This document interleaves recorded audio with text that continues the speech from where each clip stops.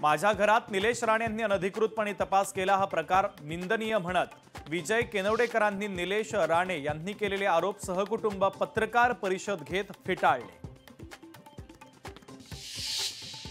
2 तारखेपर्यंत युती टिकवायची आहे। निलेश राणेंच्या प्रश्नावर रवींद्र चव्हाणांचं उत्तर। चव्हाणांच्या उत्तरानं सर्वांच्याच भुवया उंचावल्या। धनंजय मुंडेंचे निकटवर्ती आणि राष्ट्रवादी काँग्रेसचे युवक विद्यार्थी आघाडीचे अकोला महानगर प्रमुख वैभव घुगे यांची धावत्या रेल्वेसमोर उडी घेत आत्महत्या। राजकीय वर्तुळात खळबळ। मुंबईत आता पदबत आणि इमारती व जाहिरात प्रदर्शित करता येणार नाही। पालिकेकडून जाहिरातीसाठी आता मार्गदर्शक तत्व जाहीर।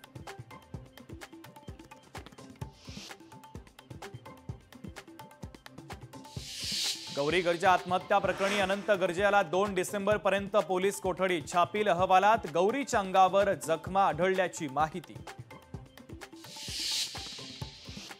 विधिमंडळ अधिवेशनाची तारीख 1 डिसेंबरला ठरणार। विधिमंडळात 1 डिसेंबरला दुपारी 2:30 वाजता बैठकीचं आयोजन।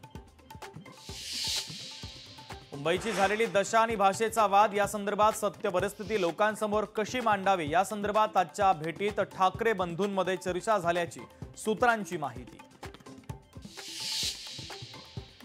डोंबिवली ठाकुर्ली उड्डाणपुलाच्या उन्नत मार्गावरून शिवसेना भाजपमध्ये बॅनर वॉर। शिंदेंची शिवसेना आणि भाजपमध्ये श्रेयवादाची लढाई।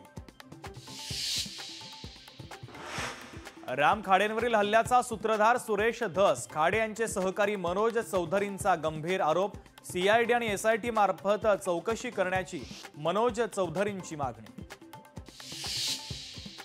सिंधुदुर्गात भाजपच्या नेत्याकडे पैसे सापडल्यानंतर राणे बंधू आमने सामने। पैसे वाटून निवडणुका लढतात का निलेश राणेंचा सवाल, तर हमाम में सब नंगे होते हे भाजपच्या नितेश राणेंचा पलटवार।